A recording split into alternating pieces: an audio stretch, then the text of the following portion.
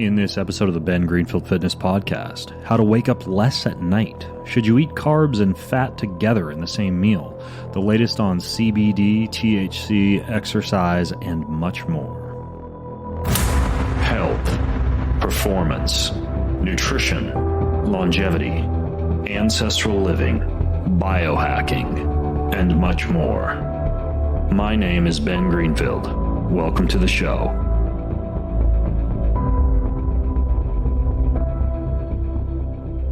So Jay, how are you doing this morning? I'm doing pretty well, Ben. How about yourself? I'm clinching. I'm clinching hard, man. Oh, I'm 3 days into a bout of Giardia that I appear to have contracted during this last weekend's wilderness survival course that I did. Amongst other things, we made water filters, right? Like out of charcoal from the fire and fine particles of sand. Yeah, I saw that on your Instagram. Yeah, and some leaves, and it sounds good on paper, but after 3 days of drinking from the creek by our campsite, my only suspicion is that at some point one of the homemade filters that I made failed, or the first batch of water that I kind of allowed to drip through it didn't completely clean out what was in the water, or what was in the coal or the sand or what. I mean, who knows? It could have been poop particles in the freaking sand. I don't know, but I have literally been like working, visual for people, podcasting, blogging, book editing, article writing, everything from my bed and the toilet. So this is the first day I've actually been able to get down into my office. I went on a little light walk in the sunshine this morning, but I'm managing it naturally rather than using the traditional antibiotic regimen for Giardia, which actually, I don't think a lot of people know this. And I'll link to, because I've been researching hardcore, not just Giardia, but parasites in general. Because anytime something like this happens to me, my go-to is I research and figure, hey, hopefully I can give some other people some good advice and figure out a few things for myself. But some of these antibiotics that are traditionally used for Giardia can cause, almost similar to other antibiotic regimens, not only the emergence of antibiotic resistance Giardia-like organisms, but also recurrence rates that are as high as 90%, with a host of pretty nasty side effects. So like metronidazole is one, or tinidazole is another. And these antibiotics are kind of the go-to traditionally for Giardia. But after researching some of the antibiotic regimens, I decided to manage things myself. And so the idea behind Giardia is that you do want to get rid of it pretty quickly, because it can cause some pretty significant damage to the intestinal lumen, meaning that what it does is it damages the intestinal brush border, and all these little parasites, as they hatch, one of the things that they do is they damage enterocytes, they cause intestinal hyperpermeability, they cause a reduction in enzyme secretion, and they actually tend to feed to a certain extent on bile in the gut. So not only is a high-fat ketogenic diet a bad idea just because you are going to be producing more bile in a situation like that, but you also want to do as much as you can to heal up the leaky gut, so to speak, after you've had the Giardia. So what I did was I researched some of the ways that you could nutritionally manage not just parasites in general, but also Giardia, and found some interesting data. There are some lactobacillus strains and also a strain of probiotic called KE99. So I've been making yogurt in my food dehydrator with just a ton of this KE99, but I'm adding a bunch of collagen to it to assist with that gut permeability. And so I'm eating a ton of this probiotic strain-rich yogurt. But that also helps, by the way, with, any probiotic is going to help with diarrhea and loose stool as well. There's a lot of research as well on the fact that these so-called trophozoites that you get from Giardia, they get cleared from the small bowel far more readily if you're consuming a higher fiber intake, particularly from insoluble fiber. So another thing I've been doing is eating a lot of these miracle noodles, which are like a Japanese yam based. I originally kind of got into these noodles because they're no carb, no calories, but they actually taste like spaghetti or capellini or angel hair or whatever other pasta of choice that you want. I'm sure true Italians would consider this to be a bastardization of pasta, but I'm doing that along with a lot of like sweet potato mash, pumpkin mash, kind of a pretty hefty dose of insoluble fibers to assist with the Giardia clearance. And then a few other things that are interesting is prebiotics also seem to help out quite a bit, like pomegranate seed extract, for example. So I've got this seed probiotic that I take anyways because the bacterial strains in that, when mixed with the prebiotic formulation they have in there, which includes pomegranate seed extract, and I did a whole podcast with the folks at Seed, which you could listen to if you just go to my website and search for Seed probiotic. Made me switch my probiotic. Yeah, that 1-2 combo produces something called urolithin A, which is actually kind of a longevity enhancing compound. Yeah. And then a few other things that I found that's incredible from a phytotherapeutic agent, like herbal remedies. One is, of course, and this probably doesn't surprise many people, is garlic. Like the allicin in garlic seems to help a ton, particularly with the loss of what's called osmoregularity in the gut. So the dehydration symptoms and the gut malabsorption symptoms that you get when you have a parasite, those seem to be mediated quite a bit by garlic. And garlic also stimulates the production of nitric oxide synthase. And that is important because it appears that one of the ways that Giardia works is that it can actually prevent the formation of nitric oxide.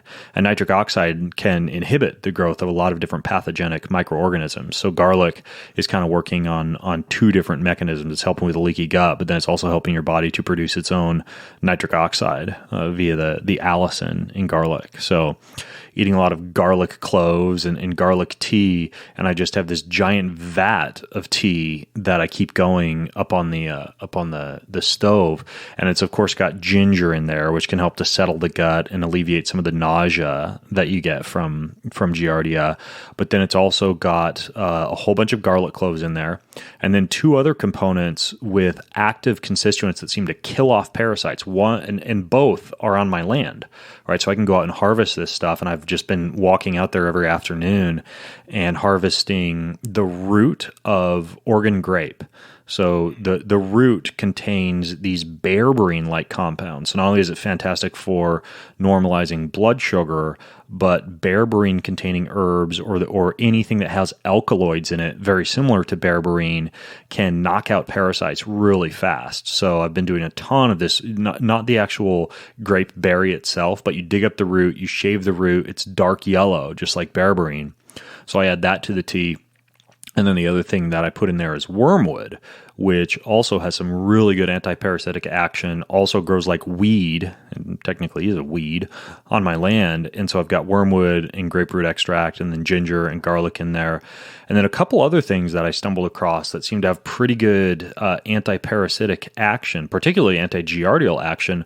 One is quercetin. So I have a bunch of quercetin powder, and I've been putting that in there, as well as oregano. So a few drops of the Kion oregano, not a few drops, a few dropperfuls of Kion oregano, which not only helps out with the anti-giardial action, but also contributes to the ass-like taste of this tea, even more, because this is some pretty potent stuff.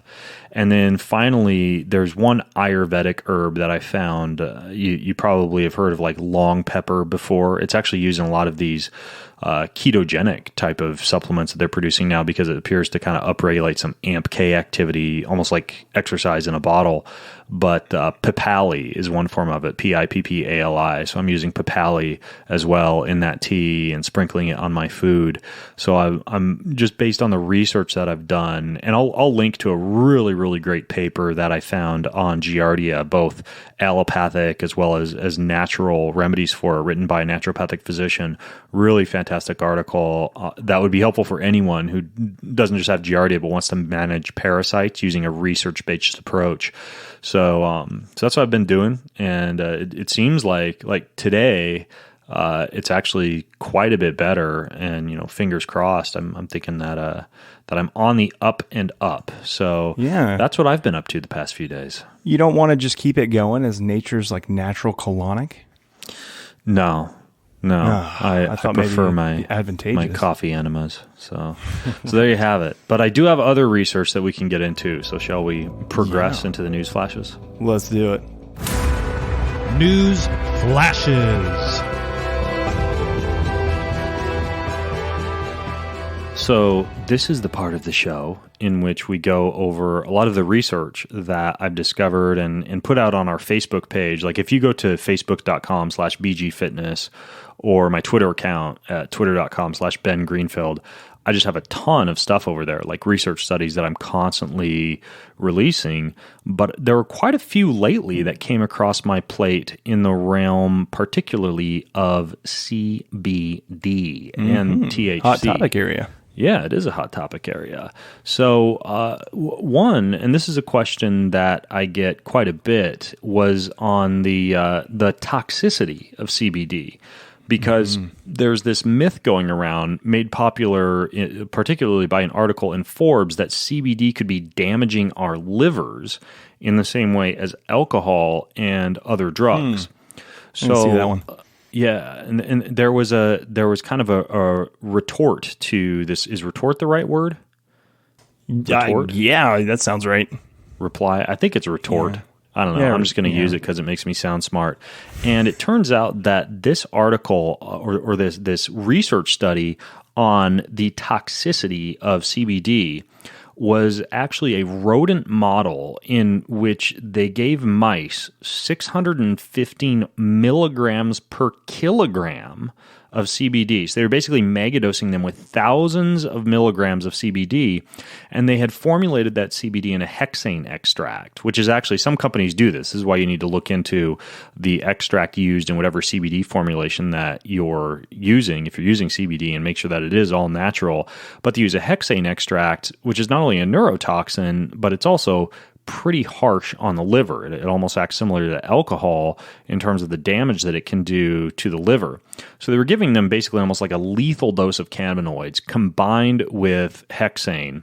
And when you look at something like what would be called allometric scaling. So allometric scaling is scaling of laboratory research from a small animal like a mouse or a hummingbird to a larger animal, like let's say a human. And a mouse clears drugs out of its system far more quickly than a human. So its liver is not only going to metabolize CBD even faster, which is why drug dosages are not the same between lab animals and humans in the clinic. But if you use the scaling factor of allometric scaling and actually look at how much CBD a human would need to take, it comes out to thousands and thousands and thousands of milligrams to actually produce a cytotoxic effect.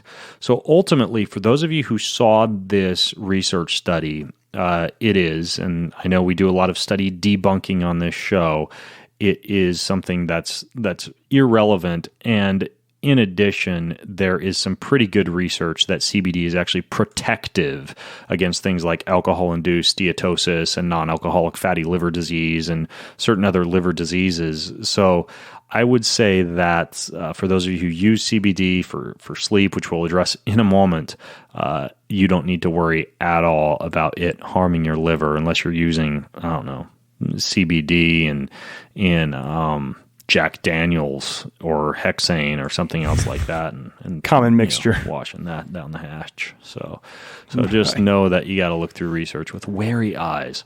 Yeah. This is kind of similar to the whole idea, or I've seen research studies where they've given rats like just copious amounts of fat where, I guess in an effort to kind of demonstrate fat effects and ketosis. And it's just like a lethal dose. The liver of the rat can't handle it. It's not meant to metabolize it. And so this kind of seems like something similar just on the CBD level. Well, in rodent research, when you go inside what a lab mouse's high-fat diet would be, it's far different than what we would see in, say, like a properly structured Mediterranean diet or even a healthy ketogenic diet. Like the standard chow given to mice is often highly rancid fats, in some cases mixed with smaller amounts of very processed sugar, which I believe is related to a question that we'll get on today's podcast. But I mean, you can go and try to buy rodent lab chow, and it's typically like ground up corn and soybean and yeast, and they throw some multivitamins in there, and then spray dried whey and different types of animal fats. In many cases, you'll find some vegetable oils in there, some sunflower and safflower and soybean oil, and it's really not relevant to a well-structured whole food-based human diet. We digress a little bit, but yeah, you are correct. And not only the rodents themselves don't translate well to humans, but also the methods used in rodent lab research often doesn't translate well also. But related to CBD, another interesting study, and this one, not to sound hypocritical, it was actually done in rat liver, but it looked at the daytime-dependent changes of cannabinoid receptors in rat liver. So it's not that they were dosing the rats with CBD. They were instead looking at how the cannabinoid receptors change in terms of their sensitivity during the day. And what it appears is that the 24-hour light-dark cycle, which is also called the diurnal rhythm, that directly affects the activity of the cannabinoid receptors. So this explains why, and this is quite common for people. Some people, and this is something you see more and more, hemp coffee and CBD tea and whatever, CBD overnight oatmeal and anything else people are having in the morning. I even have used and talked with Dr. Ted Achacoso when I interviewed him about these little nootropic compounds he makes. It's basically a microdose of nicotine, a microdose of methylene blue, and a microdose of CBD, all mixed together in this sublingual. It's called a trophy that you put underneath your lip, and it gives you this very nice, steady surge of wakefulness and energy. You can go listen to my podcast with Dr. Ted if you want to hear more about that. So the reason that CBD appears to promote energy earlier in the day, especially in microdoses like 5 to 10 milligrams, but then promote sleep later in the day, is related to the diurnal activity of these cannabinoid receptors. So it's very interesting. It's kind of like almost like an adaptogenic herb. Like if you're very, very wide awake, reishi, the mushroom extract reishi, can actually settle you down and help you with napping or sleeping. But if you're very tired, it seems to give you a little bit of a surge in energy. CBD doesn't exactly work on those same mechanisms. But again, if you take a little bit of CBD in the morning, it appears to help with energy, and then a higher amount, I typically recommend closer to like 60 to 100 milligrams at night. We've established that that's okay for your liver, folks. Yes, we have. It actually can assist with sleep. So it's very interesting, that the diurnal rhythm of CBD. Yeah, that's super interesting to me. I think kind of similar to you, I've never utilized CBD as a way to promote a wakefulness or alertness. I really used it for sleep, but it's interesting to me. I might try it now, maybe in the morning if I need like a quick pick-me-up, just to see what it feels like. Yeah, it's actually kind of nice in the morning. And again, there's companies now putting CBD in coffee. It's not that hard to just make yourself a nice piping hot cup of, shameless plug, Kion coffee and stir in a few dropperfuls of CBD and blend that up. But anyways, so one other note about drugs, while we're talking about drugs, is actually on THC. One of the journals I subscribe to that arrives at my house every month is the Journal of Strength and Conditioning Research, which I like because I'm a little bit more bent towards being interested in research studies done on healthy, physically active people, particularly in exercise or sports performance type of scenarios. And this study looked at the performance and health-related characteristics of physically active males who were using marijuana because they wanted to see if chronic marijuana use actually affected things like serum testosterone or inflammatory levels or aerobic or anaerobic fitness or strength or anything like that. So they compared one group of healthy, physically active males who were chronic marijuana users with non-users. And then they put them through a range of different fitness protocols and exercise tests like VO2 max and anaerobic power output and strength measurements. They measured testosterone, they measured cortisol, they measured body fat, they measured how funny these folks thought stand-up shows on Netflix and Family Guy were. Maybe. And what they found was that the only thing that seemed to show a slight trend, really two things seemed to show a slight trend in terms of decreased performance in the chronic marijuana users.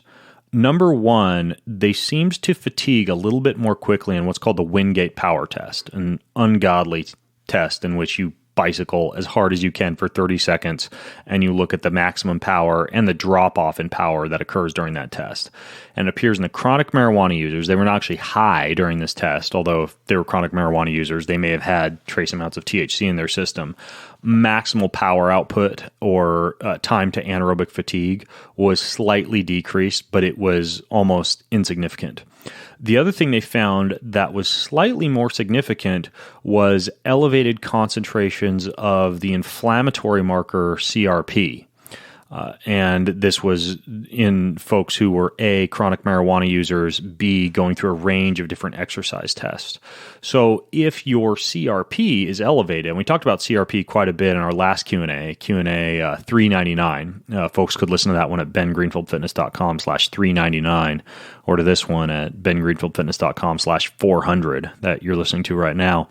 It could be that if you are concerned about elevated concentrations of CRP and you're simultaneously exercising, you should avoid marijuana use. For example, on the day before you happen to be doing a hard workout, just because long-term elevated concentrations of CRP could put you at a higher risk for cardiovascular disease. So my only takeaway from this study was, be careful prior to a very hard workout, race, competition, etc., with chronic or just marijuana use in general the day before, because it appears that it may increase inflammatory levels in a slightly significant manner. Yeah, that makes sense. Did they say in the study, I didn't see anywhere in there where they talked about the quantity of marijuana that was being used? You know what? I don't recall. I don't have the full paper in front of me. It's like 25 feet behind me on the shelf in my office right now. And the abstract doesn't specify the amount, but in a chronic marijuana user, typically you're looking at someone who's averaging like 5 to 10 milligrams of THC on a daily basis, somewhere in that range. If the average joint is going to give you anywhere from 3 to 5 milligrams, or an edible might be 5 to 10, it's probably approximately what we're looking at as far as dosage goes. So that makes sense. Yeah, those 150 milligram Death Star edibles that I know you enjoy on a nightly basis, Jay, are probably indeed something to worry about if you're going to go hit the air assault bike the next day. I will. I'll watch out for those. Yeah. And finally, no discussion of popular drugs would be complete without mentioning the most popular drug in America. Methamphetamine. Alcohol and methamphetamine. If you're out here in backwoods Washington State, there's a lot of meth labs blowing up. Exactly. Anyways, though, this was a very interesting article on CNN Business entitled "People Are Sick of Drinking and Investors Are Betting on the Sober Curious." What they get into is this trend of not only these new sober bars, which are essentially serving cocktails that are mocktails. Like, for example, one thing that they serve is a shrub, which is an acidic beverage that's made from vinegar and fruit, a little bit of sugar, some club soda, but no alcohol at all. They also go into the emergence of this new company called Kin. I'm actually pretty interested in trying this stuff. It's a non-alcoholic beverage that is part adaptogen, part nootropics and part botanicals, but apparently it gives you this nice little buzz without causing you to actually have to metabolize, ethanol or acetaldehyde or any of the other toxic byproducts of alcohol. It's called kin. Yeah, KIN. And this is something similar to what I've talked about before on the show, where if I'm at a cocktail party or a bar and I want to socially fit in that I look like I'm drinking, not making people feel uncomfortable, that I'm just whatever, holding a Fiji bottled water or whatever, I'll often just get soda water on ice with lemon, if they have like a fresh made juice back behind the bar, because a lot of nice bars, they do their own fresh made juices, a little bit of a squeeze of a juice, and then also a small selection of house made bitters, whether it's grapefruit bitter or walnut bitter or orange bitter. Bitter has trace amounts of alcohol in it, but it's also great at sensitizing insulin levels, at kind of enhancing your glucose response to a meal. So, if you see me drinking at a bar, 9 times out of 10, after I've had my first cocktail and you see me drinking, it's like soda water, lemon, a little bit of bitters, a little bit of juice, and that's it. So sneaky, Ben. So sneaky. Yeah, so sneaky. So I could get into this. It's an interesting article, and if anybody's tried that kin stuff before, let me know. I'm interested in trying it as well. I just haven't bit the bullet yet. And I mean, there's so many ways to make yourself, healthy little adaptogenic and bitter-based cocktails at home that are probably cheaper than this stuff that I'm remiss to start ordering cases of kin to my house. But regardless, I find it intriguing, and I will link to that study as well as everything else that we discuss if folks go to bengreenfieldfitness.com/400. Oh, and also, if you have your own little alcohol recipes for semi-healthy cocktails, leave them in the show notes. Maybe we'll pick a few and read them next week. Yeah. I feel like everybody's drinking those White Claws now, or Trulies, the seltzer alcoholic drinks. Are you familiar with those, Ben? No, it must be a down south thing. What's that? Maybe so. It's just I don't know where the alcohol comes from, like if it's just like a grain alcohol or what it is, but White Claw or like Truly is just like a seltzer, and there's no sugar, no carbs for all those ketogenic individuals out there, and they're actually quite tasty. They're refreshing, so as opposed to a beer that isn't super refreshing on a hot South Carolina day, these are actually quite refreshing. I saw them. They sponsored a Spartan race that I was at somewhere. Didn't they? Yeah, and it is just basically water. I think they have trace amounts of alcohol in there. They do put a hefty dose of cane sugar in those, though, like more than I like. I think it's like it's 100 calories in a can, which is a lot less than alcohol. But I do think they put a decent amount of cane sugar in there. Maybe it is just a sprinkling. I don't know. Maybe I'm being orthorexic, but you probably are. Yeah. All right. Well, ultimately, there you go, folks. Hopefully, you're now well equipped to get through your week with as many drugs as possible used responsibly. Well, Jay, I already mentioned it on today's show, the company Kion, my playground for new supplement formulations. I've also mentioned the liver, and one of our very interesting formulations, I think a lot of people may not be aware of, contains rock lotus. And rock lotus in studies has been shown to improve liver function and fatty liver, and also reduce insulin levels and regulate healthy, normal glucose metabolism. And then the other component of it is almost like exercise in a bottle. It activates this AMP-K pathway to give you the mitochondrial benefits that you would derive from exercise, but via more of a hormetic pathway from this stuff called bitter melon, which also actually promotes healthy blood sugar levels quite well. Based on my own testing with my continuous blood glucose monitor, it knocks my postprandial glucose levels way down. It's called a glycostate, wild bitter melon extract. So wild bitter melon and rock lotus are two of the only components in Kion Lean. Kion Lean, our potent little fat loss and blood sugar control formula at Kion. And everybody listening in gets 10% off of it. You just use code BGF10 over at getkion.com. So, yeah, do you normally take the Kion Lean before you eat or after? Well, I get a pretty good deal on it, as you can imagine. So I've got like 6 bottles in my pantry, and I don't know if I'm supposed to say this, I don't know, maybe legal's going to crucify me for this, but I even sometimes get like the returned bottles that have been unopened or in some cases slightly opened. I'll just be like, yeah, I'll take those. I'm Nice. all right Yeah, with why? it. I mean, why not? I'm hopefully somebody didn't buy it and sprinkle it with anthrax and send it back. So yeah, I've got a lot of Caneline. I take 2 capsules before every meal now. Period. Okay, the only yeah, exception to good that would call. be if I've worked out prior to a meal, in which case I'm probably pretty glucose sensitive anyways. But even then, if the meal has alcohol in it, I will still take it because of the rock lotus effect on the liver. So Yeah, nice. Yeah, that's the same thing I've been doing. I can't say I do it before every meal, but little birdie hooked me up with some Caneline, so I've been doing it before dinner at night because that's my most carb heavy meal. Those damn little birdies. This podcast is also brought to you by Organifi. Organifi has something called red juice that they wanted us to tell the listeners about today. Speaking of nitric oxide, it is one of the best blood boosting and nitric oxide enhancing compound powders that you can get for pretty much pennies on the dollar in terms of how much it would cost you to make one of these juices versus the $14 half-ass bottles that you get from the cold-pressed juicery. So, I mean, if you can make yourself a whole Nalgene bottle of Organifi, like this Organifi Red. You could put 4 scoops in a 32-ounce Nalgene bottle, shake it up, put it in the fridge, and once it's chilled, I mean, you have red juice that rivals any of those blood builder beet type of juices you'll get from a cold pressed juicery. And I think if you add it up, it winds up being like $2 to $3 for a 32-ounce bottle of the stuff.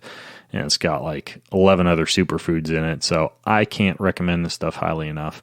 You get 20% on or off of Organifi. You go to Organifi, that's with an I, Organifi.com/Ben. And that stuff I was just talking about, it's called the red juice. They also have a green one and a gold one. So wouldn't have been good if you would have actually been 20% added. I don't think anybody would have gone there, but so I'm glad you clarified. Regular price times 1.2. Slam a deal. This podcast is also brought to you by another cool blend, and that's the mixes from Four Sigmatic. They've got one, so if you're confused, like what does maitake mushroom do, and what does shiitake mushroom do, what does lion's mane do, cordyceps, reishi, chaga, which do I take when? Well, it, because what you can instead do is just get the Four Sigmatic 10 mushroom blend, which is basically every mushroom, including agaricus, which is a really cool mushroom. It's got a lot of cool effects in terms of just whole body health, immune system health, very interesting mushroom, that one alone. Anyways, they packed all these into a tiny little powder extract called their 10 mushroom blend.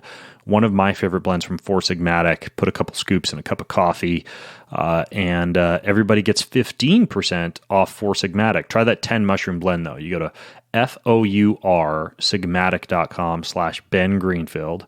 Many of these are synergistic with psilocybin. So if you're one of those people who likes to microdose with psilocybin, you can make yourself a tea out of this stuff at about 0.2 to 0.5 grams of psilocybin, and the stuff will knock your socks off. So it's just foursigmatic.com. Yeah, the reishi elixir is like my top favorite one. I haven't not tried the 10 blend. I need to get the 10 blend, but the reishi elixir is amazing. You need to get on that. Yeah, foursigmatic.com/Ben Greenfield. And then finally, this podcast is brought to you by, and I guarantee if anybody hears our discount code and orders these, you're going to have a big smile on your face because they are my favorite thing during the summer, aside from maybe the occasional mojito, paddleboarding, a little bit of frisbee on the beach. It's the Birdwell Beach Britches beach gear. So they make these shorts that are unbreakable. They make them out of surf needle nylon. It's got incredible durability. These things last forever. As a matter of fact, they have a lifetime guarantee. They're so tough. And then they also make shorts with what's called their surf needle nylon, which has 4-way stretch microfiber in it. My only complaint about Birdwell Beach Britches, if they're listening in, is they sent me some new gear, and either I've lost weight or I ordered the wrong size because it's too big for me, and I need to find someone who's a size 32 that I can give some kick-ass. That's your plug Birdwell for them Beach to send you Britches more. to. I know. If you guys are listening in, send me more. The way these podcasts work is sometimes folks send you gear, but sometimes they don't quite have your correct size on hand. So I need me some new Birdwell Beach Britches, but anybody listening in can get their own. You don't need to claim my size 32 Birdwell Beach britches. They offer lifetime guarantee. They give you free shipping over $99 and 10% off. That's a host of different goodies. You just go to birdwell.com, birdwell.com, and use discount code BENG at checkout over at birdwell.com. And really, aside from mentioning that for anybody who's down in Colorado next weekend at the Spartan race, I'll be down there with the entire Team Keon. You'll see us in our black Keon shirts dominating the Spartan course down there. That's the Spartan in, what's it called, Snowmass. That's upcoming on my calendar. Just about everything else has been shoved to the side until I get this diarrhea stopped up. But I will be down there at that race. Might be struggling through, considering I'm barely able to walk right now. But anyways. Do not run behind Ben. Try to stay in front of him. Yeah. You can check out bengreenfieldfitness.com/calendar for all that. If anything, my ass will smell okay, but my breath is going to smell like garlic. Yeah, so just don't stay anywhere near you then. Listener Q&A. Hey, how's it going, Ben? I was wondering if you had some advice on improving the restfulness metric in the Aura app. I can get a lot of deep sleep, a lot of REM sleep, but the restfulness metric is where I struggle. I'm always getting to pay attention. So I know that's due to tossing and turning and waking up throughout the night, but I wanted to know if you have any advice on improving that. Restfulness. Do you have pretty good rest, Jay? Do you wake up a lot during the night? So I don't. I've had to hack that a little bit just by kind of making some changes kind of in kind of lifestyle and different things. When I first got my Oura Ring, it was so enlightening to me because I found out that I had really poor deep sleep and pretty tough, or pretty rough, I should say, restfulness. I was waking up probably 4 to 6 times a night. Had no clue I was doing it, but yeah. So right now it's pretty good. I get almost always over an 85. So for the Oura Ring, I feel like that's pretty good for sleep. Yeah. Yeah, we kind of kicked a lot of the sleep disturbances, sleep deprivation stuff to death in last week's podcast, in which we talked about how newborn parents could get back to sleep faster, manage sleep deprivation, etc. So that would be a good one to listen to hand in hand with some of the stuff I'll go into here. And again, that was episode 399 over at bengreenfieldfitness.com/399. But when it comes to waking up less at night, there's definitely some other things you can do. And just to clarify, restfulness on the Oura app or the Oura Ring, what that refers to are sleep disturbances caused by wake-ups or just general restless time. Restless sleep is far less restorative than uninterrupted sleep. It's one of the prime causes of daytime sleepiness, like being in bed all night, but having multiple awakenings just because you never get into a good sleep cycle. And Oura, if you go to their website, they've got some basic recommendations, like avoid a big heavy meal prior to bed, especially with spices, high amounts of fat and alcohol, and caffeine in the afternoon or the evening. Sound recommendation. Most people are pretty aware of that. I think the main people that need to pay closer attention to that are these so-called 1 meal a day folks who are, fasting all day and then having that huge evening meal.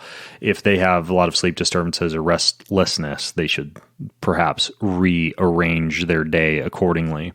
You're saying try to move their meal like earlier in the day. Yeah, move the meal earlier in the day. Yeah, if you want that long fasting cycle, make it like lunch your biggest meal of the day, which we see a lot of these blue zones cultures doing. Anyways, optimizing your sleep environment by making sure everything's cool, quiet, and dark. Yeah, that's normal sleep hygiene. They recommend finishing up any exercise 1 to 2 hours prior to bedtime. I'll get into that in a second. And then dimming bright lights and bright screens. All stuff that most people are familiar with as normal sleep hygiene. But when it comes to sleep disturbances, I think there's a few other things to bear in mind. So first, there is some evidence that humans have for a very long time slept in shifts. So, meaning that throughout history, there have been numerous accounts of what's called segmented sleep. So anthropologists have found evidence that, for example, in pre-industrial Europe, bimodal sleeping was the norm. So sleep onset wasn't determined by a set bedtime, but kind of what the day's tasks involved. And there's a book by a guy named Roger Ekirch in which, in that book, it's called At Days Closed, Night in Times Past. He describes how households in that era would retire a couple hours after dusk and then wake a few hours later for 1 to 2 hours and then have a second sleep until dawn. And during their waking period, they would be making love or journaling about their dreams or relaxing or, sewing, reading, doing a few tasks by the light of the moon or by some kind of fire lamp or oil lamp. And that's something that we see in relatively recent anthropological, I think is the word. Evidence. Yeah. And, there was another study that was done in the early 90s, a laboratory experience where a group of people were left in darkness for 14 hours every day instead of the typical 8 hours for a whole month. And it took some time for their sleep to regulate based on this. But by week 4, they all developed this distinct two-phase sleep pattern where they would sleep for 4 hours, then they'd wake for 1 to 3 hours, then they'd fall into a second 4-hour sleep cycle. Now, here's the problem with this whole split sleep schedule idea. A, in an era of screens and artificial light and LED lighting and a culture that generally from a social standpoint has a lot going on at night, very few of us are only seeing moonlight and firelight and the setting sun, heading to bed at 8 or 9 p.m., and able to get into a few sleep cycles, wake up around midnight, tool around for a little while, read a book, bang your spouse, whatever the case may be, and then fall back asleep and have the luxury of being able to sleep in till, let's say, 6 or 7 a.m. after that, right? Like many people's schedules dictate that A, they're going. They might be able to get to bed by 10 if they're lucky, and then they got to be up at 5 or 6 a.m. to be sure they get to the gym and work and everything else. So our culture has changed in such that I think a biphasic sleep cycle, probably the cons outweigh the pros when it comes to that kind of split shift type of sleeping. So regardless of what our ancestors did, I think that we don't live in a culture that just from a social standpoint really allows that to be a healthy approach. So there's also some evidence that our ancestors maybe didn't get 8 hours of sleep a night. Right, so there's one research study that was done among the Hadza, the hunter-gatherers in Tanzania, and also the Tsimane, which are hunter-horticulturists who live in the Andean foothills, and then also the San, who are hunter-gatherers in Namibia. And they studied all the sleep habits of these folks. They measured their body temperatures, the environmental temperatures, the amount of light exposure, and what they found was that many of these people were actually sleeping less than 7 hours a night, and on average clocking an average of 6 hours and 25 minutes a night. In addition to, in many cases, kind of having this 2-shift sleep cycle. They had very quick sleep latency, however. They fell asleep very quickly and had very good sleep cycles when they were asleep. The researchers hypothesized that a big part of this was sleep temperatures, or sleeping in very cold environments, similar to what we might get if we were out camping, for example.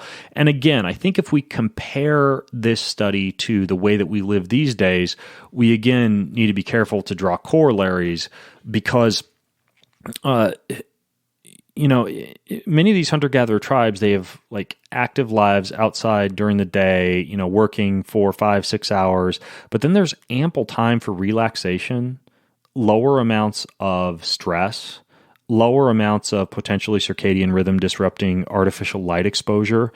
And I think at a perfect de-stress scenario, I just got back from camping and, my giardia didn't strike me till a couple of days after, but I was probably sleeping about 7 hours a night. We were hitting the sack around 9, and I'd be up about the time the birds were singing, sometime around, 4:30, 5 a.m., and had great energy levels all day long. We were out collecting firewood and making water filters and making solar stills and gathering plants. And, I had no phone, computer, Wi-Fi. You know, it was just me and my kids and my wife and a survival specialist just kind of out hanging out in the woods. And I didn't really feel that afternoon slump that I would usually get, you know, if I were sleeping 6 to 7 hours a night during my normal day-to-day job at home with all the Wi-Fi and the artificial light and, you know, the Bluetooth. And I say Wi-Fi and Bluetooth. Did you happen to have your Aura on while you're out there, like in airplane mode or anything? Yeah, I had my ring, and you know my sleep cycles were pretty good. You know, the ring told me I wasn't getting as much sleep as the ring would recommend, but my sleep cycles were really good. So I think that even when we look at hunter-gatherer ancestors, the amount that they sleep, we certainly need to again contextualize that with the way that we live these days. So that all being said, in terms of my recommendations for reducing sleep disturbances, I can tell you some of my biggest wins that give me a higher restfulness score on the Aura app. So here we go. First of all, any cup of coffee that I have after noon, and remember, I'm a fast coffee oxidizer, which means the half-life in coffee for me is like 3 to 4 hours, but still, any cup of coffee that I have after noon, unless I have some kind of an evening party or evening event that I know I have to artificially elevate my central nervous system to stay awake during, I either add 100 milligrams of L-theanine or a packet of reishi, like a packet of 4-sigmatic reishi. Both of those can help out tremendously, or I just do decaf. Keon doesn't yet have a decaf coffee, but you know my mom. Ooh, yet. Yeah, I heard that word yet. It's coming. My mom is a coffee roaster. She owns a coffee shop 90 minutes from my house. She ships me a bag of decaf. About once a month, I'll go through a bag of decaf for those afternoon sessions or when I switch off of caffeinated coffee, which I occasionally do. So that's number one, is the coffee component is pretty big. Number two, when it comes to compounds or supplements, don't worry, I'm not going to list a ton of supplements. Listen to last week's episode in which I talked about some of these gamma aminobutyric acid inhibitory neurotransmitter precursors like, you know, passion flower and valerian and stuff like that. But again, CBD. My restfulness goes through the roof with CBD. Now, again, I take 600 to 100 milligrams. The 3 brands I kind of cycle through are I use the Bio CBD sleep capsules, which have some Ayurvedic herbs added to them, like turmeric and ashwagandha and some other relaxing compounds, or I use Thorne's soft gel hemp product, or for kind of the big guns, and I'll link to all these in the show notes, the Elemental Health maximum strength CBD, which is like a sublingual tincture. If I do 4 dropperfuls of the Elemental Health stuff, I'm groggy the next morning, but only for like 20 minutes. You know, once I get up and around and get a cup of coffee in my system, I'm good to go. But I sleep and that like stuff's full spectrum, isn't it? Baby with that stuff. Yeah, full spectrum. Like their maximum strength bottle, it'll knock you on your ass, you know, without any THC or anything. So that's what I would recommend from a supplementation standpoint. I also did a big podcast called The Effects of Exercise, Carbohydrates, Saturated Fat, Protein, Fiber, and Micronutrients on Sleep. And there were a few big takeaways from that podcast, which I will link to in the research. But some of the bigger takeaways were, if you are going to have, you know, a meal before bed, like if you're a dinner eater, save most of your carbohydrates for dinner, because you'll get that serotonin release that actually enhances restfulness. I don't eat a lot of carbohydrates the entire day, but I'll have 100 to 200 grams of, you know, sweet potato or yam or millet or white rice or a little red wine or dark chocolate with dinner. And that's helped a lot with restfulness and with reducing sleep disturbances. So that's one. The other thing that they found based on the research in that podcast was regular amounts of omega-3 fatty acids and adequate amounts of fiber, which I know for those who are on the carnivore diet or who have IBD issues related to raw or excess fiber intake, that could be an issue. But in most folks, fiber seems to help, omega-3 fatty acids seem to help, and then also adequate protein during the day, which is probably why that trick of using collagen or amino acids prior to bed can also help out a little bit. And that's a common protocol, is you take 10 to 20 grams of collagen or something like essential amino acids prior to bed. So those are a few things from a dietary standpoint. There's also a little bit of evidence that chronically low vitamin D levels may cause impairments in restfulness. So making sure your vitamin D levels are topped off, and if not, using a good vitamin D, vitamin K liquid blend. You know, I like the Thorne blend, for example, for that. Yeah. And do you have any thoughts on people taking glycine? Because I know that's a big thing now. Well, glycine is wonderful when it comes to balancing out the amount of methionine in your diet from something like meat. But when it comes to its comparison to collagen and amino acid availability, it really doesn't hold a candle because you're just looking at really, one amino acid or one building block with glycine. So I'm a bigger fan of using essential amino acids or collagen if it's for the sleep component. Gotcha. Many people do swear by a cup of bone broth before bed, but I get better results with collagen or essential amino acids. A couple of other things. I briefly touched on what Aura recommends for exercise, but based on the actual research that I have seen, any hard exercise session needs to be completed 3 hours prior to bedtime if you want to include restfulness or if you want to increase restfulness, right? So if you're going to the CrossFit gym at 7 p.m. and, you want to go to bed at like 9 a.m. so you can get up at 4, I would adjust that. If you are, wanting to go to bed at 10, I would have any hard exercise just done by 7 p.m. So vigorous late night exercise can affect sleep quality for sure. And at the same time, a brief burst of high-intensity interval training, as well as aerobic training, especially later on in the afternoon, seems to actually help quite a bit with restfulness. So, doing like a Tabata set or a hike or something like that, again, you'd want to finish it up, preferably if you were to go to bed at 10, by around 7, 3 hours, kind of the magical rule. But that seems to help out quite a bit as well. So those are a Hurt set, which I've actually been doing since we've talked about it. Yeah, it's been phenomenal. Yeah, the high intensity repeat training, which is very short, like 10 seconds efforts with very long rest periods. So yeah, that's another good one. So go listen to that podcast that I did because there's a lot more in terms of the effects of saturated fat, protein, fiber, and micronutrients on sleep. But those that I just went over, those are some of the bigger takeaways if you don't have time. From an artificial light standpoint, definitely install the Iris app. Like Flux is okay, but Iris, Flux will reduce some of the screen brightness, but Iris will affect screen temperature. You can change up your font type. You can switch to paper mode or red light mode or anything else. It'll automatically adjust based on where your device happens to be in that area of the world at the time that you want to use it. I have a whole podcast with the guy, a Romanian engineer who designed the Iris app, but I like that one, although they don't have a phone version. That one's wonderful for any desktop. And then on the phone, there's a really great article. It's on gadgethacks.com about how to activate red light mode on your phone. So this isn't night shift mode. This is actually using the color tint feature on your phone and enabling the red tint. And then what you can do is you can set up which short key you want to use to activate that red tint. So on my iPhone X, if I press the side button on it 3 times, it automatically sucks all blue light out of the screen, switches directly to red light, and that one works really, really well. I think there's a shortcut like that for some of the Android apps as well, but I'll link to the article on Gadget Hacks that does it for the iPhone. So it's really cool. And like you said, if people are like wondering, am I going to have to go into my settings and do all this? And is it going to be time consuming? And the answer is no. I have it set up the exact same way. Just 3 clicks of the home button to get it on, 3 clicks off in the morning. And then I just keep night mode on all day actually on my phone. But we'll put that one on around like 7 or so p.m. Yeah, it's kind of funny when I whip out my phone during the day and I'm showing somebody a photo or whatever. They're like, why is your screen so dim? I'm just used to keeping that brightness level at rock bottom even during the day, then switching to red light mode at night. And it's kind of weird. It's just the way I use my phone.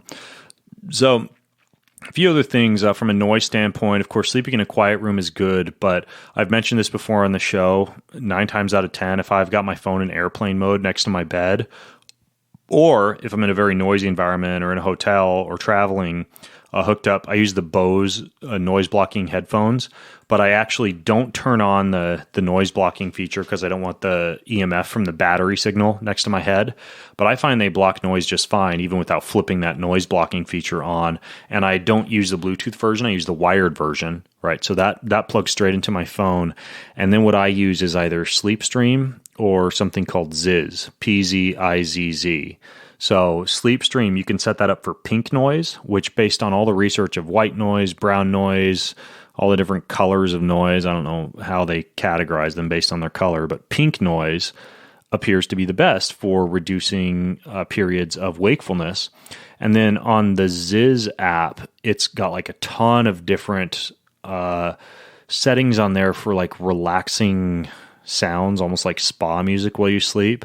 And I like this one called Of Blue and Green. I also use the Ziz app quite a bit for any psychedelic journeys, like if I'm going to do LSD or psilocybin or something like that and just want to basically trip out for a while. And, typically I'll lay down, I'll have a journal, I'll take my dose. This is something I would just do on like a quarterly basis, but I've grown to really like that Ziz app as almost like, people will use ayahuasca music, for example. There's a guy named Porangui who I've interviewed on the podcast before who produces these tracks that are just wonderful for ayahuasca journeys.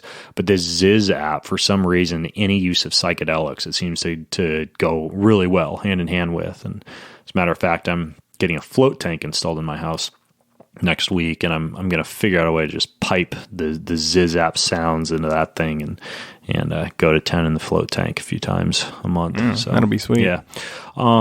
And I'll probably do a podcast about float tanks at some point for people who want to know more about those. Do it within the float tank itself. A few other things, because I know we're getting kind of long in the tooth. For light blocking, I found nothing that beats the Mindfold sleep mask. Again, that one was originally created for like psychedelic journeying, but it blocks all light. You can get it on Amazon. It's pretty cheap. Mindfold is the name of that one, though. And I'll link to all this stuff in the show notes too. And then also the podcast that I did with Dr. Joe Zelk on sleep apnea. I don't think it's any newsflash for folks that sleep apnea and getting into a hypoxic state at certain points during the night can cause wakefulness and increased disturbances during a night of sleep. So I would consider getting yourself screened for sleep apnea, or even just wearing one of those pulse oximeters that will measure your oxygen levels during an entire night of sleep. And if you wake up and you plug in the data from that sleep or that pulse oximeter, you could just get like a 24-hour pulse oximeter, and you're seeing multiple drops in oxygen during the night. That's a pretty good clue. It's not gold standard, but it's a pretty good clue that you've got some kind of sleep apnea issue going on. And a lot of times a customized mouthpiece and some adjustments to your sleeping position can help out quite a bit. But I have a whole podcast and an article that I did on that with Dr. Joseph Zelk, who's one of the leading researchers in the U.S. on sleep apnea. So I would use that as a resource for sleep apnea.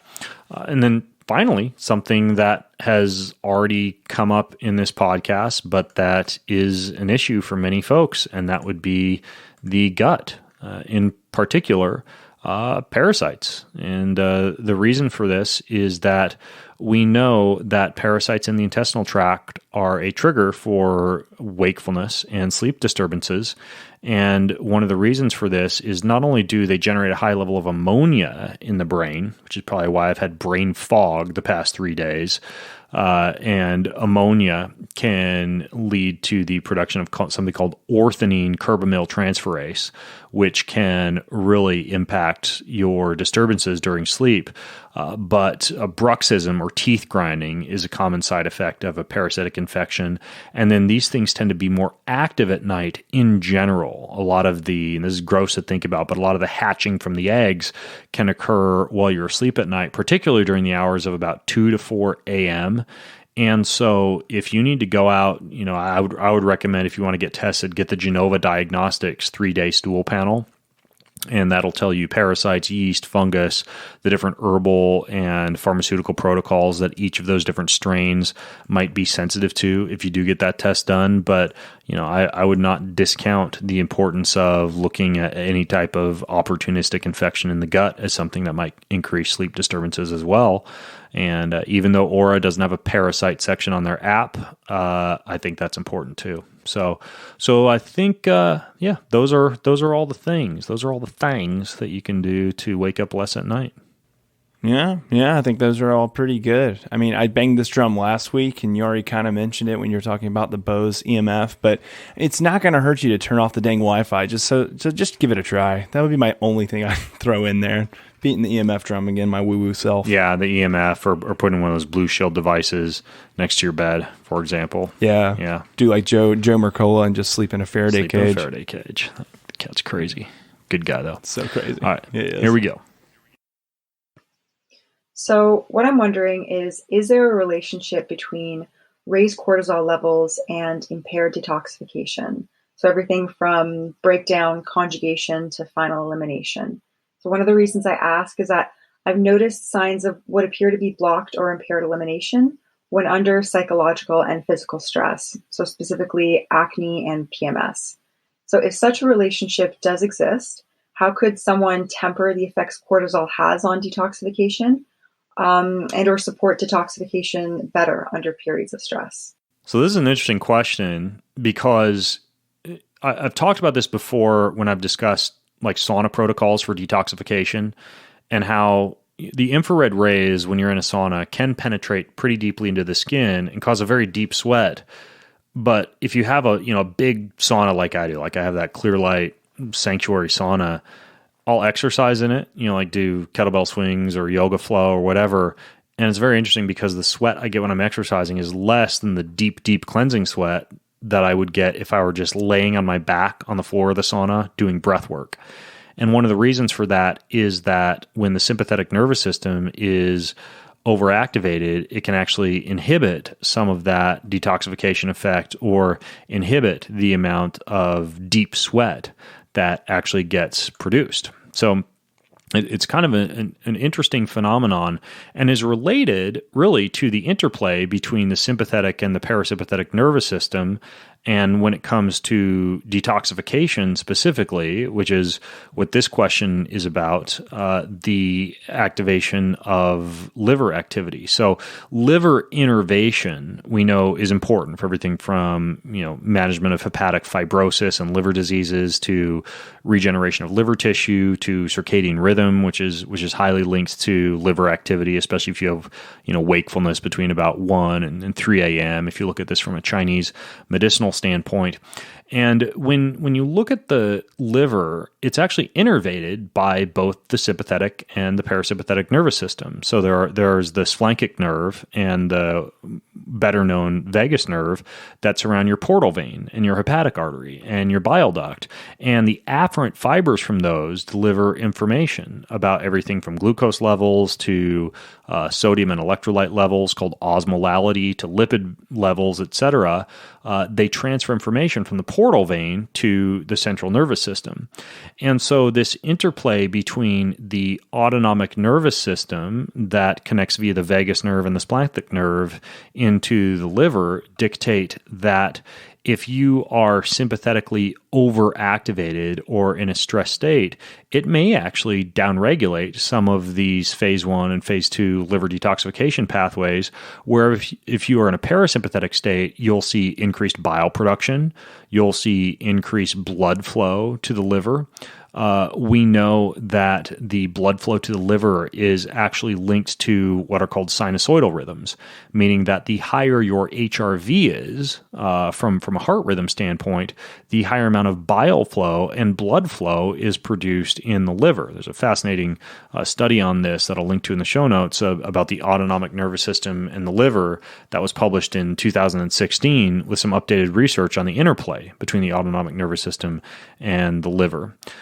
We also know that when you denervate the sympathetic nervous system, feedback to the liver, that can actually affect a normalization of circadian rhythm and increased hepatic metabolism, meaning if you basically de-stress the liver or lower sympathetic nervous system activity, you actually see increased liver function, which is directly related to enhanced detoxification. So that all being said, now that we know there's a link between the autonomic nervous system and the liver, we can look at different ways we could stimulate the vagus nerve or different ways that we could we could activate the parasympathetic nervous system while downregulating the sympathetic nervous system, especially if we want to tamper some of the effects that cortisol might have on detoxification.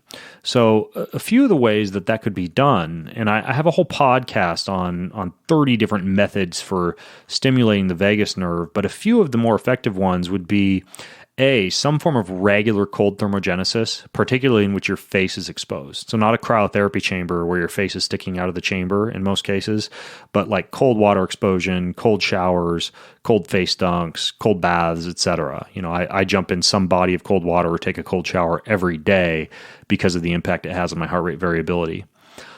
Singing, chanting, humming, playing a musical instrument, anything like that will actually increase activation of the vagus nerve. Even gargling seems to do it. So that's another one. Yoga, meditation, and breath work, especially deep, slow breathing, like the 4 breath in, 7 breath hold, or 4 count in, 7 count hold, 8 count out that I discuss, for example, in my podcast with Dr. Andrew Weil. That stuff seems to help out quite a bit. Good relationships, laughter, prayer. You shouldn't discount any of that when it comes to vagal nerve tone. And we're talking about actual studies that have looked at links between that and either increased HRV or increased vagal nerve tone. There's a good stuff. I forgot who does the research on the unmyelinated vagus nerve, but it talks about safety and regulation of social interaction, how this can help with vagal tone. Just cannot forget I cannot remember the individual's name, but it's a really good one. Yeah, I'm not familiar with that person, but if you find it, just send it over to me. We can add it to the show notes. Sun exposure, right? Sun exposure, the use of infrared and red light therapy seems to help out quite a bit with vagal tone. A few other things that I would consider be acupressure or acupuncture, like these sleep acupressure mats. Just laying on those either at some point during the day when you want to de-stress, even just a couple minutes on one of those can increase HRV and increase parasympathetic nervous system activation. And then another thing that flies under the radar is massage, but in particular, there is some evidence that osteopathic manipulation may actually help with a lot of the tension in some of these muscles and tissues. There are a host of different DOs or osteopathic medical practitioners that can actually do specific body work designed to activate the parasympathetic nervous system and kind of calm the nervous system and tone the vagus nerve. The way that I do it, because pulsed electromagnetic field therapy or PEMF, some of these signals have been shown to be able to also enhance vagal nerve tone, is just once a week, I lay down on my PEMF table. I have one of these Pulse Centers PEMF tables, and I get a massage while I'm on that table, and I just feel my whole body melt. It's one of the best stress control strategies that I think I get at any point during the week. PEMF is pretty incredible. Yeah, and I play some relaxing music. It's the PEMF, it's the massage. I diffuse some lavender, so there's a lot that goes on all at once, but that helps out quite a bit as well. And of course, meditation is also important. I think I already mentioned that, but meditation is important too. Now, those are a few things that I would do. The only thing I would also consider from a supplementation standpoint, pretty good research on phosphatidylserine for lowering plasma cortisol. Thorne has a supplement called Isophos that I like for that if people have really ramped up cortisol levels during the day. And then another adaptogenic supplement, I think we might have this one at Kion. It's either on Kion or you could find it on my Ben Recommends page, Inner Peace. It's like a blend of different adaptogenic herbs like ashwagandha and rhodiola and reishi, etc. That one seems to help out quite a bit as well. So those are a few of the things that I would do. I know that's a lot of stuff, but that's what I would start with when it comes to lowering stress to enhance detoxification. Yeah, kind of to really piggyback off what you said. I remember the guy's name. His name's Stephen Porges, and he has the polyvagal nerve theory. Okay, I know who. Yeah, I've read his books. They're actually really good. Yeah, really interesting information. There's also another guy, if you're not familiar with him, Ben, or your listeners, his name is Paul Lair, and he is kind of a huge guy in the HRV research world, but he did some research to kind of indicate kind of whether or not breathing rate and actual specific breathing rates can affect HRV and the baroreflex.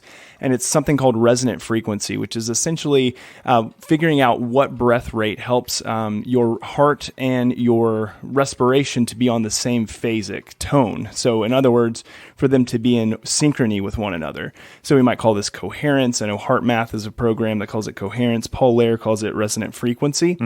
And one of the things that's interesting with biofeedback, if Caitlin's interested in some biofeedback, is that you can find your specific resonant frequency. And the way it's done is via an assessment. So Paul Lehrer's research has indicated that humans typically have a resonant frequency between 4.5 breaths per minute to as high as 6.5 breaths per minute. So somewhere in between there, is where most people's resonant frequency falls. So it might be interesting to kind of find out your own resonant frequency. You'd have to find someone who does clinical biofeedback in order to do that.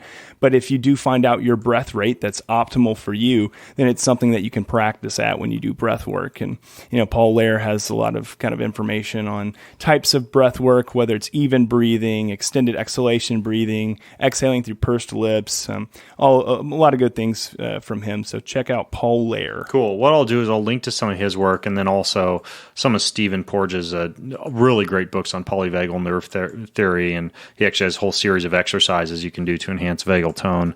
And I'll put those in the show notes as well. And then finally, one thing that I should mention is, of course, when you look at cortisol, it can be linked in excess to inflammation.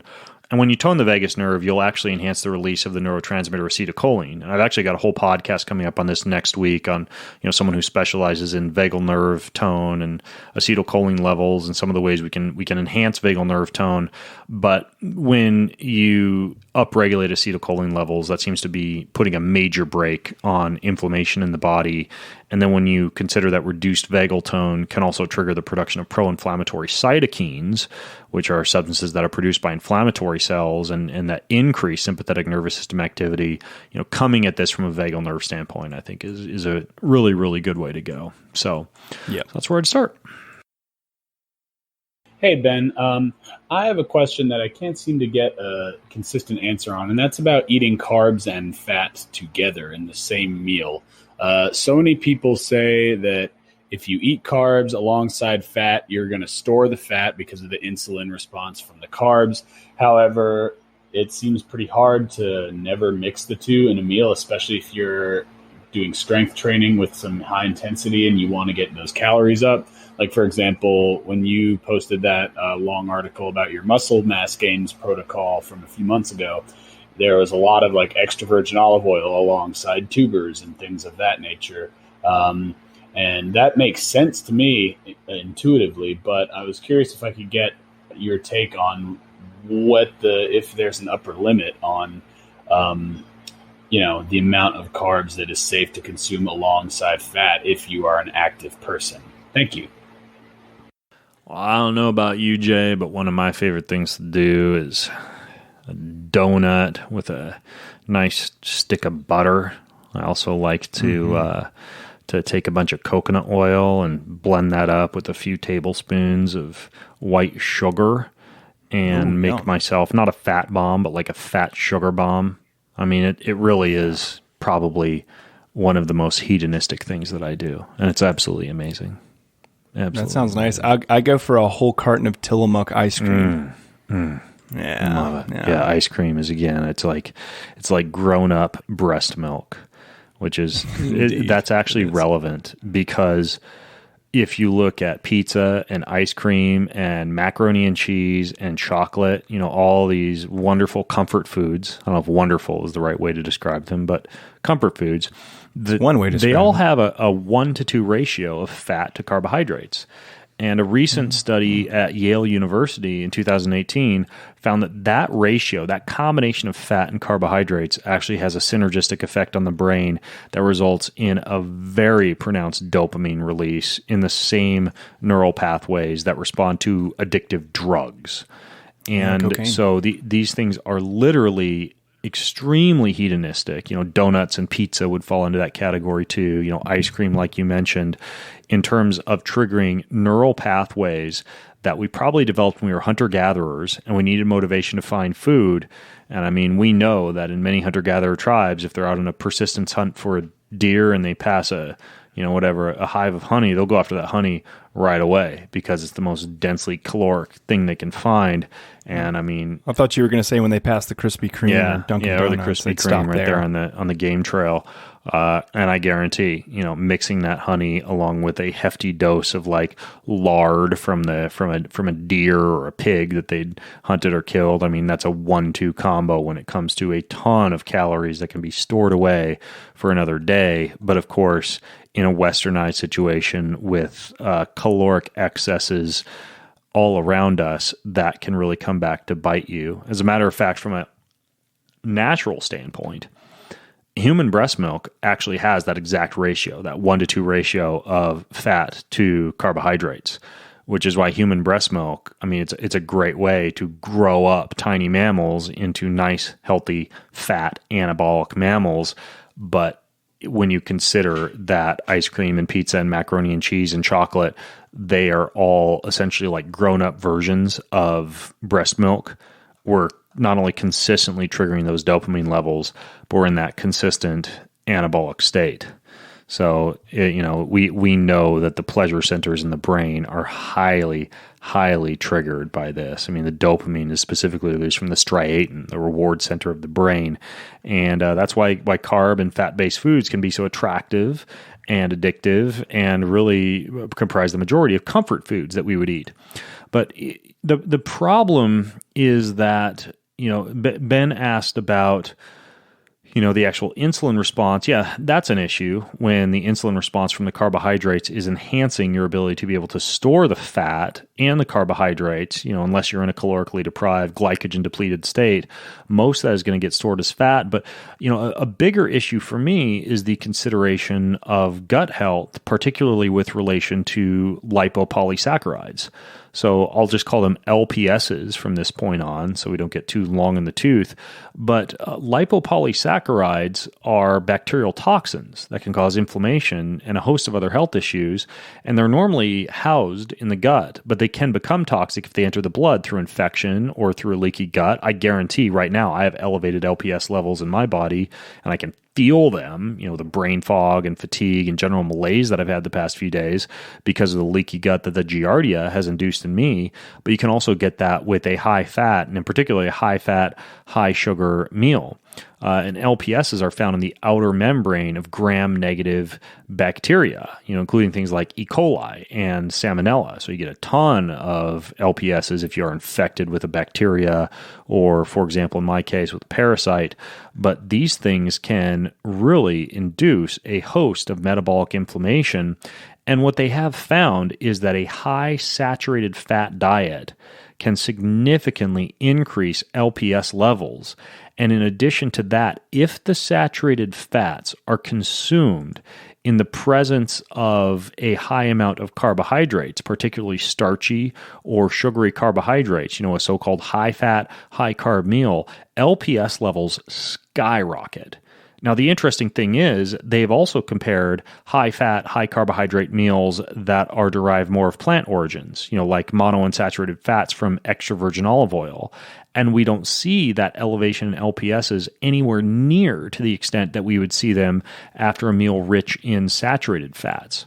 So that's interesting because that's one of the things that's been asked about was like eating extra virgin olive oil with tubers. Right, exactly. So we could then, based on this research, categorize which high-fat, high-sugar meals would probably be most deleterious to you just from a pure inflammatory and lipopolysaccharide standpoint. We know that any high-fat, high-sugar meal is bad news bears if you're trying to lose weight. It just is. It induces storage of those calories.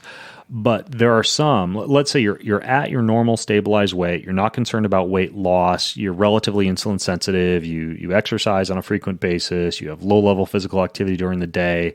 Well, if you're going to have fat and carbohydrates at the same meal, which makes that meal very enjoyable because we know you get the dopamine production from that, you would choose a monounsaturated fat source like extra virgin olive oil or avocados, for example, or olives, and you would have something like that with more of a healthy kind of Mediterranean-esque carb source. So like purple potatoes or yams or sweet potato with a little bit of extra virgin olive oil, right, is perfect. Or avocados on like a low gluten containing whole grain cracker, or some house made sourdough bread, right? All of those are going to be a better combination of fat and carbohydrates versus, let's say, a saturated fatty streak full cut of ribeye steak that is drenched in saturated fat rich oil like butter with a side of sweet potato fries or the bread basket at the steakhouse, right? Like that would be a bad combination, as would be something like ice cream, even if it's, one of these like ketogenic natural ice creams, but you're sprinkling, let's say, a bunch of dark chocolate with sugar in it onto the ice cream. Of course, any of those comfort foods I mentioned earlier, like pizza or dark chocolate or anything like that, would also be an issue. One could argue if you were doing like a gluten-free or a sourdough crust-based pizza with some fiber on it, like arugula to slow the insulin response, and then you got a whole bunch of extra virgin olive oil on there. You're kind of light on the cheese. It's sprinkled with a little bit of avocado and maybe some sliced up sweet potatoes. My mouth's watering now. I think I just came up with a pretty good pizza recipe. My wife makes amazing pizzas like this all the time. Nice. I'll be over later. That would be an example of a carb fat profile that would be less damaging. So the trick here is really consume, if you're going to have high fat, high carbohydrate meal, primarily monounsaturated fats, not saturated fats. Primarily lower glycemic index carbohydrates if you can, or if it's a higher glycemic index carbohydrate like white rice or sweet potato, or sweet potatoes aren't that high, but let's say something like that. Then include some fiber, some protein with it to slow the glycemic response to that meal. And that would be the main way I would go about the carb fat thing. So basically, the number one thing to think about if you get a plate full of fats and carbohydrates are A, is this a saturated fat versus monounsaturated fat? B, is this a very starchy processed sugar versus a slower release, more natural sugar? And those are a couple of ways that you could reduce the fat storage potential of this, and also the lipopolysaccharide formation. Yeah, and I know that listeners here are going to already know this, but I think it's worth mentioning too that a lot of times, like these studies that come out, or kind of maybe what even Ben's asking about too here, is in relation to the fats that can be oxidized or are oxidized easily. And so obviously, like if you're eating a donut that's full of oxidized fats and processed sugars, it's quite different than eating extra virgin olive oil alongside tubers. And so I think you've already made that point, but it's just worth mentioning too that the oxidation of the fats is also quite problematic as well. Yeah, and then of course there's the whole consideration of the browning of the proteins and the advanced glycation end products, and the idea that if you were to have that typical steakhouse meal with the bread basket and the potatoes and anything else sweet during it, including alcohol, you would also increase the formation of advanced glycation end products. This is This is another issue. This is why, when you look at Oktoberfest and a bunch of sausages and beer and bread, everybody's got red faces and inflamed eyes and, leaky guts from lipopolysaccharides, just because that potent 1-2 combo. So ultimately, but in that moment, they're pretty damn happy. I think the takeaway message is don't consume the modern grown-up equivalent of breast milk as a staple in your diet, and you should be okay. So there you have it. Although I think if someone were to actually be able to sell breast milk, they could probably tap into that dopamine response and make bank. I don't know if there would be some... probably so. I mean, you sell colostrum, don't you? There would be. You're almost there. Some ethical considerations to a breast pumping factory. They might consider that to be taking advantage of women who are of breast milking potential. But we digress. I don't want to get nasty comments in the show notes. But I do want to give some good stuff away. So shall we read our top review of the week and send them some cool shit?